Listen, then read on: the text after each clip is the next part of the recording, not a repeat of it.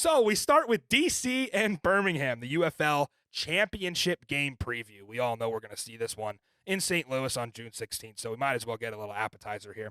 Stallions are the 9-point home favorite, total sitting at 46.5. Forecast was back and forth. It said 70% chance of rain, now looking like no precipitation, so it's the South.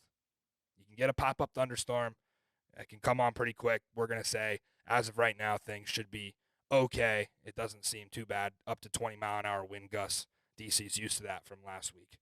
That is your forecast. So possibly a sloppy night in Stallion Land. This also might be an under spot to look at because of the weather. I think it's a very high total, our highest total of the year thus far.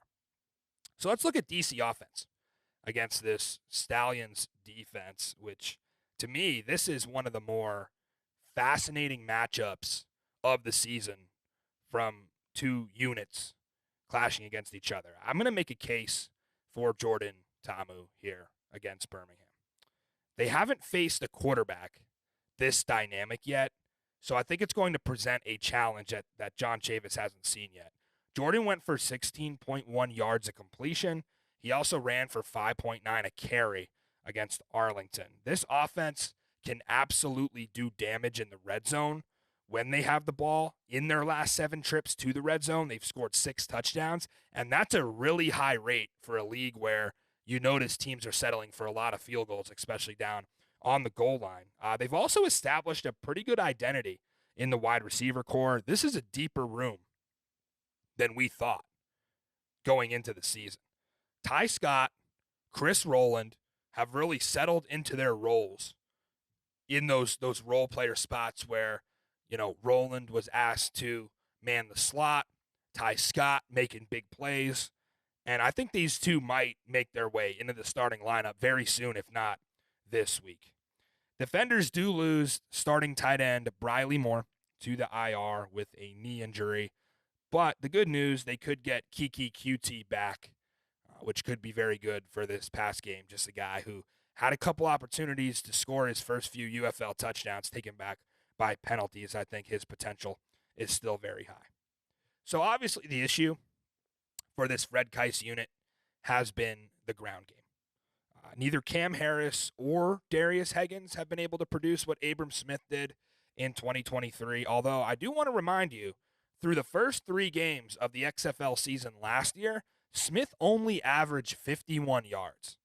So it wasn't really until week 5 when he had that monster game against St. Louis that he broke out. So this backfield still needs some time.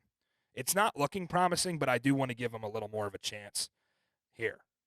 On paper, don't get me wrong, Stallions defense scares the hell out of me. They have double the sacks as anybody else in the league with 17. They've only allowed 3 touchdowns in 3 football games, and get this, opponents 0 for 6 in the red zone on scoring chances against Birmingham. That is unbelievable statistically, so it takes a big play to beat this defense. And Mark Gilbert, their top corner, is back after missing last week, so I'm not going to go the whole way and say I give DC's offense an edge here. What I will say, they're going to score more than anybody else has on Birmingham this season. I think they can get 3 touchdowns and a couple of field goals and maybe land somewhere in the mid-20s, which isn't too far off from what odds makers are projecting this one out. I think they have it at like 27-19 Stallions when you consider both the spread and the total. So big improvement from the defenders' O-line as time has gone on here. They allowed 4 sacks in week 1. They were down to 2 sacks in week 2 and just 1 sack last week. So they're finding a rotation. They're playing kind of 6 guys up front, but they're getting better. And listen, Jordan is not an easy quarterback to bring down. We saw that last week. I expect him to be right around that 5 yards a carry mark yet again, but I'll keep saying this. Jordan cannot do this all himself. You cannot expect him to take over games constantly while trailing in the second half and just putting all the load on him. Like, you've got to establish a run game.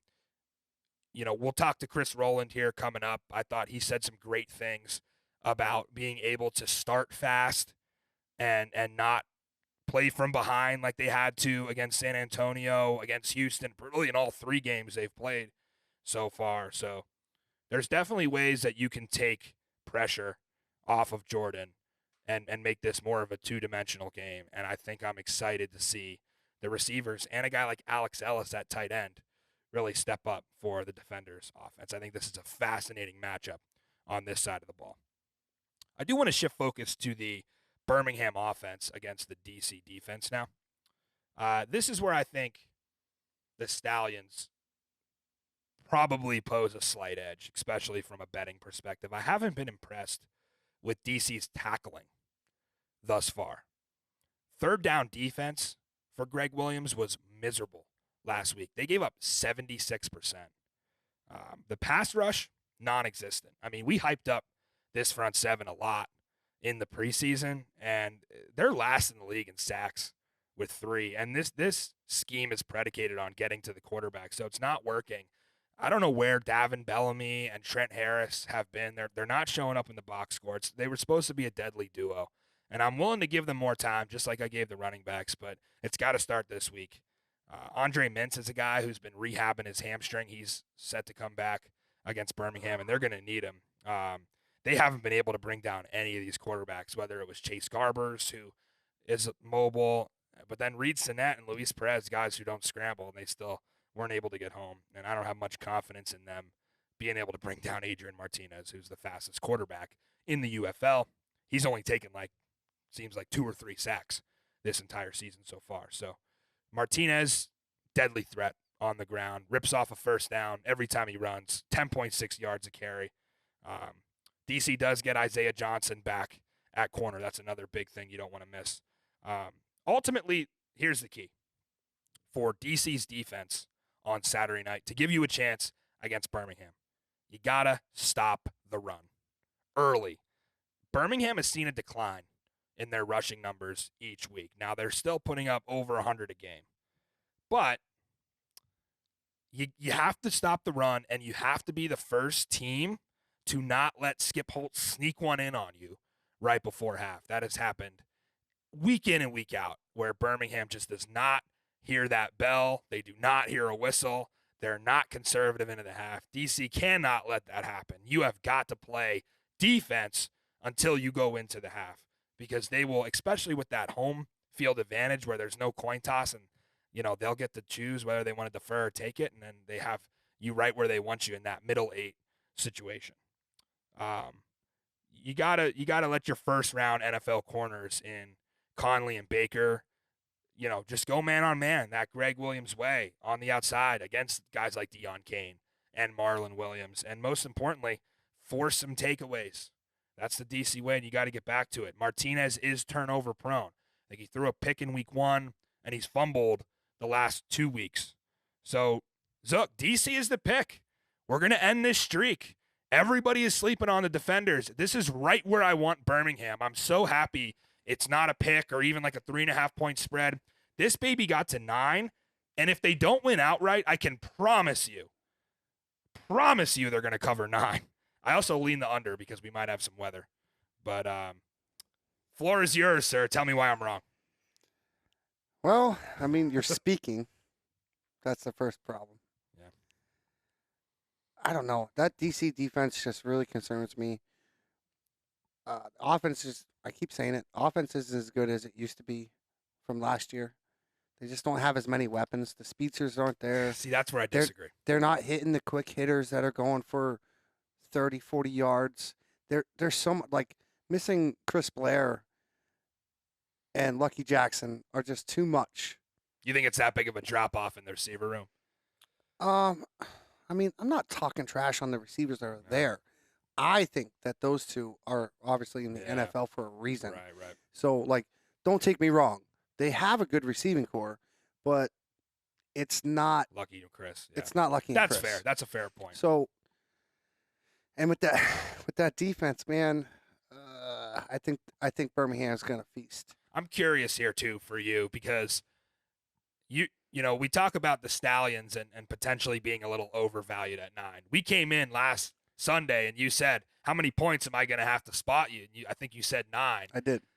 maybe a tongue-in-cheek remark, but you end up being right. I mean, it was 9. Yeah, well, we'll see what happens by Saturday. Is that too much for you, though? Because I know you mentioned you weren't 100% sold on the Stallions walking away with the championship. No, I'm not. No. Greg Williams is going to have to step up. Can he come with a scheme and get that defense playing together?